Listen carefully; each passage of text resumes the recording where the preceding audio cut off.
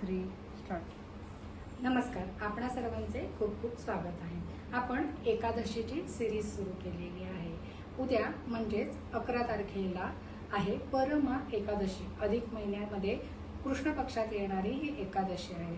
ही एकादशी 10 तारखेला रात्री 1 वाजता म्हणजे 11 तारखेच्या पहाटे सुरू होत आहे आणि 11 तारखेला रात्री 10:39 ही एकादशी संपणार आहे। खूप जणांचा मागच्या वेळेस मेसेज आलेला की मॅडम 27 तारखेला एकादशी आपण सगळ्यांनी केली, पण ती एकादशी 27 तारखेला सकाळीच संपलेली होती सूर्योदयानंतर काही वेळाने। म्हणून आज मी तुम्हाला एकादशी कधी सुरू होणार आहे आणि कधी संपणार आहे याचा वेळ देखील सांगितलेला आहे। तर आपल्याला माहिती आहे अधिक मास हा दर 3 वर्षांनी येतो आणि हा अत्यंत पवित्र मास आहे। म्हणून या मासामध्ये या महिन्यामध्ये आपण दान, जप, तप, हवन भरपूर करतो आणि याचं फळ सुद्धा आपल्याला खूप जास्त प्रमाणात मिळत असतं।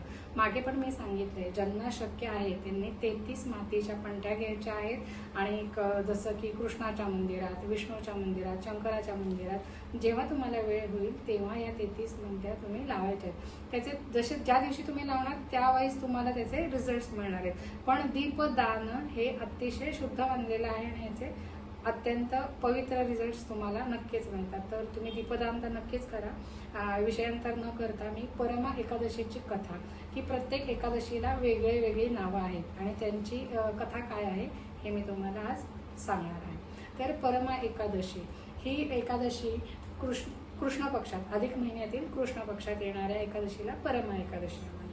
तर या एकादशीची अशी कथा आहे की कांपिल्य नगरी होती प्राचीन काळामध्ये। तर या कांपिल्य नगरीमध्ये एक ब्राह्मण होता, त्याचं नाव होतं सुमेधा आणि हा एक म्हणजे धार्मिक होता, खूप कष्टाळू होता आणि म्हणजे लोकांना न फसवता जेवढी धार्मिक कार्य करून त्याच्यातनं उत्पन्न आहे त्याच्यामध्ये दोघंही नवरा बायको सुख आणि समाधान मानणारी होती। पण काय म्हणतात ना की तो जन्मालाच मूळ दळिती म्हणून आला, म्हणजे त्याने कितीही कष्ट केले तरी त्याला 2 वेळेचं अन्न खायला मिळेल एवढी सुद्धा संपत्ती त्याला धन मिळत नव्हतं। तर असा हा जो सुमेधा ब्राह्मण होता याची बायको पवित्रा ही सुद्धा पतिव्रता आणि धार्मिक आध्यात्मिक होती। तर एकदा जे कोणी त्यांच्या घरी येतील त्या लोकांचं ते त्यांच्या ऐपतीनुसार कुवतीनुसार आदरातिथ्य हे लोक करत होते। पण आदरातिथ्य करता करता असं व्हायचं की त्यांना काही काही वेळेला स्वतःला एक वेळचं सुद्धा भोजन मिळत नव्हतं। मग अशा वेळेस कंटाळून सुमेधानं शेजारच्या राज्यामध्ये जाऊन पांडित्य करून धन कमवण्याचा विचार त्याच्या डोक्यात आला आणि तो त्यांनी त्याच्या पत्नीला पवित्रेला बोलून दाखवला। पवित्रा सुसंस्कारी होती आणि समाधानी होती।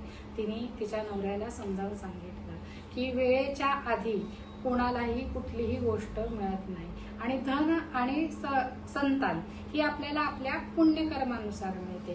त्यामुळं आपण इथेच राहून आपली जी कर्म आहेत ती भोगूयात आणि त्यातून आपल्याला जे फळ मिळेल त्याच्यामध्ये आपण समाधानी राहूयात। सुमेधानं हे मान्य केलं आणि ते दोघं जण जसं चाललंय तसंच त्यांचं आयुष्य जगत होते। एक दिवस कौंडिण्य महर्षी त्यांच्या राज्यात आले आणि जसं या ब्राह्मणाला कळलं तसं त्यांनी जाऊन कौंडिण्य महर्षींना आपल्या घरी बोलवलं, त्यांचं आदरातिथ्य सेवा केली आणि प्रसन्न होऊन कौंडिण्य ऋषींनी त्यांना ही जी परमा एकादशी आहे अधिक महिन्यातील कृष्ण पक्षात याचं महत्त्व सांगितलं। कौंडिण्य ऋषींनी त्यांना सांगितलं की जेव्हा राजा हरिश्चंद्राचं सर्व संपत्ती राज्य केलं होतं तेव्हा त्यांनी ह्याच एकादशीचं व्रत करून त्याचं सगळं गेलेलं धन संपत्ती आणि राज्य परत मिळवलेलं आहे। तर तुम्ही सुद्धा ही जी परमा एकादशीचं व्रत आहे हे तुम्ही करा। तर त्यासाठी पूजा विधी म्हणजे खूपच सोपा आहे की एकादशीच्या दिवशी सूर्योदयापूर्वी उठायचं आहे आणि स्नान उरकून आपण विष्णूची पूजा करायची, विष्णू सहस्त्रनामाची आवर्तना करायची आहेत। तुमच्याकडे जर विष्णूची प्रतिमा आहे तर त्याला तुम्ही पंचामृताने अभिषेक करायचा आहे। त्या दिवशी जमल्यास निर्जल उपवास करायचा आहे, म्हणजे पाणी सुद्धा प्यायचं नाहीये। पण ज्यांना शक्य नाहीये त्यांनी फळ खाऊनच उपवास करायचा आहे। याच दिवशी विष्णूला तुळस आणि पिवळ्या फुलं अर्पण करायचे, तसंच पंचामृताचा किंवा खडीसाखरेचा नैवेद्य दाखवायचा आहे। मागे पण मी तुम्हाला सांगितलं एकादशीच्या दिवशी सर्व देवतांचा देखील उपवास असतो, त्यामुळं कोणतंही शुभ कार्य या दिवशी आपण करत नाही, कारण शुभ कार्य केल्यावर आपण जो नैवेद्य अर्पण करतो तो परमेश्वर तो ग्रहण करत नाही. म्हणून एकादशीच्या दिवशी शक्यतो कोणतीही पूजा किंवा कोणतेही चांगलं कार्य करू नये. तर अशी ही कौंडिन्य मुनींनी सुमेधाला आणि त्याच्या पत्नीला परमा एकादशीचं व्रत सांगितलं आणि नंतर येणाऱ्या परमा एकादशीला या दोघांनी ते व्रत केलं. याच्यातून त्यांचे दिवस बदलले, त्यांना चांगलं धन मिळायला सुरुवात झाली, उत्तम सुसंस्कृत संतान प्राप्त झाली त्यांना.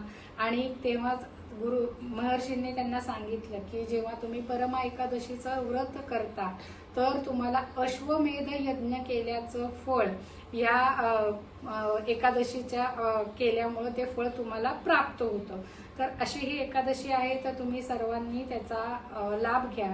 आणि सरते शेवटी जेव्हा आपलं आयुष्य संपतं तर आपल्याला विष्णू कृपेनं आपल्याला वैकुंठ प्राप्ती होते, म्हणजे आपल्याला मोक्ष मिळतो. तर अशी परमा एकादशी 11 जून रोजी आहे. तर सर्वांनी हे एकादशीचं व्रत करा.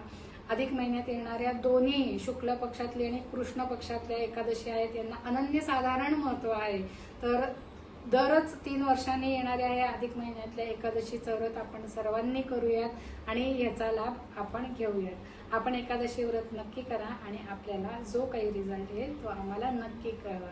तुम्हाला अजून कोणत्या विषयावर जर व्हिडिओ करून हवे असतील तर तुम्ही आम्हाला कमेंट बॉक्समध्ये कळवू शकता. त्याच्यावरचे व्हिडिओ करून तुम्हाला पोस्ट केले जातील. धन्यवाद.